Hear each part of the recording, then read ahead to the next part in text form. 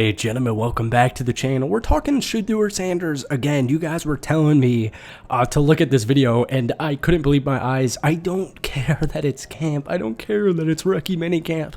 I don't care that pads aren't on. I don't care about any of these things.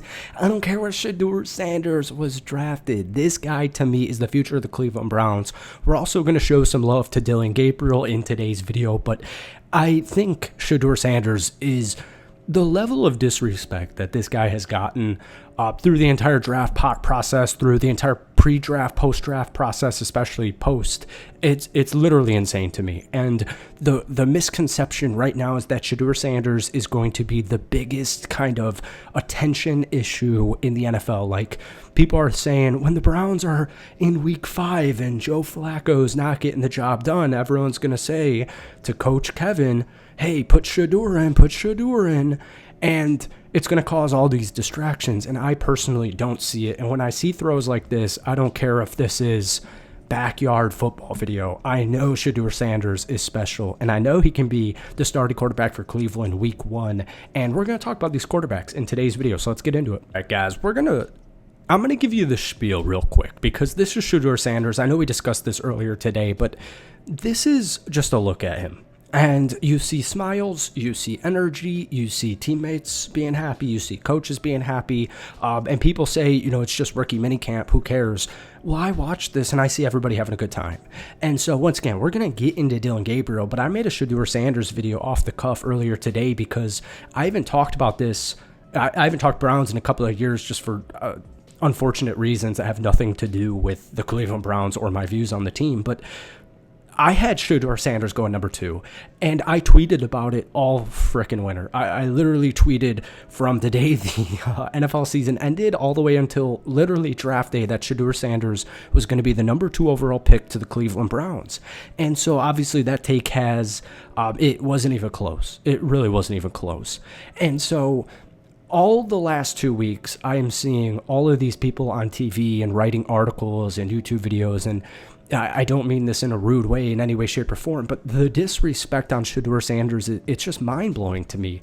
And these people on TV are rationalizing why Shedeur didn't get taken, and it just doesn't make sense to me. People are saying, well, you know, he's going to be this huge distraction, and there was a handshake deal around all 32 GMs that if he wasn't taken in the first round, that, you know, they were going to pass on him because of distractions. And it's like,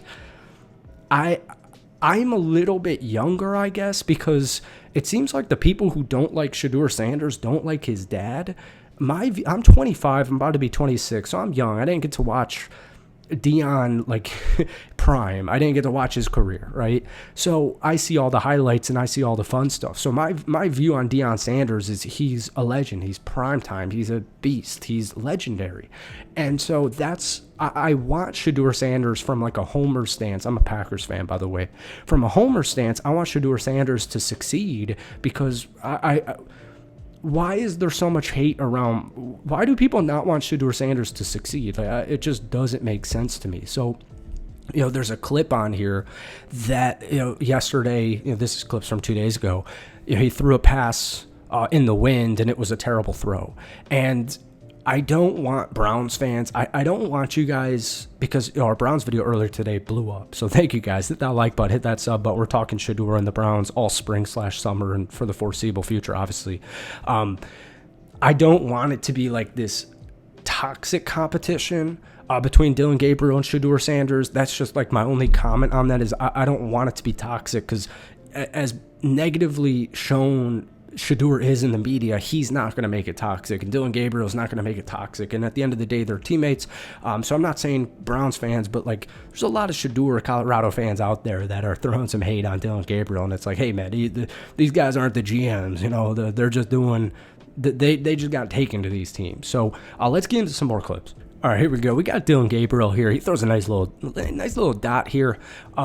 I really, he's a lefty, which is just so cool to me. I also like Oregon football just because growing up, they always had a new jersey every single game. And when you're 12, 14 years old, that's like the coolest thing on planet Earth. So I like the University of Oregon, and I liked watching Dylan Gabriel play.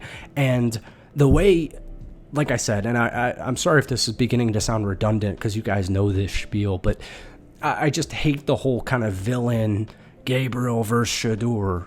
It's I just don't want it. It kind of reminds me of golf for some reason. Like, people who are very pro PGA Tour are so anti-live, and people who are way too anti or pro-live are super anti-tour. And it's like, I mean, they can coexist. You can like them both. And my point just is, Dillon Gabriel was a very successful college football player. And I think personally, like, people are saying he was a reach in the third round, blah, blah, blah. I like competition, and NFL head coaches like competition. And so, like I said in the last clip, there's so much talk around the media world right now that Dillon Gabriel and Shedeur Sanders, or Shedeur actually, is going to just cause this media distraction between these players. And most coaches, I think, would agree with this sentiment that you always want competition in the room, and competition brings out the best. So I think people are like, if I told you Dillon Gabriel is the better quarterback, or I should say he has the better camp, he has the better preseason, and the Browns want to rip him as the starting quarterback, he beats out Shedeur Sanders straight up. Or vice versa, Shedeur beats out Dillon Gabriel straight up. I'm all good. Right? I just want the best quarterback playing.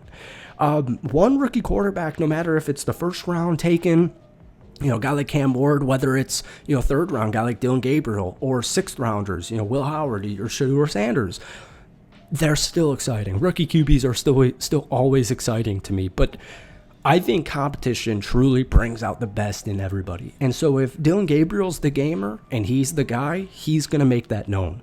If Shedeur Sanders is the gamer and he's the guy, he's going to make that known. So to me, it's not this huge distraction issue. To me, it's like a really good problem to have. Is I've got a couple of stud rookie QBs. I got a vet in the building in Joe Flacco. Like, we're good. I'm not in a rush for this, man. Let's have them enjoy rookie minicamp.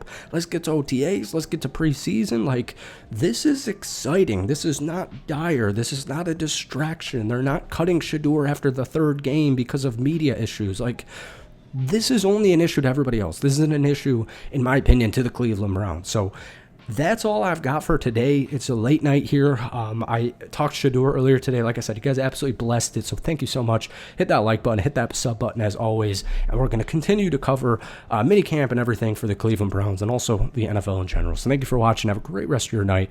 Leave me your thoughts on Shedeur and Dillon down below, and we'll see you guys soon. Peace.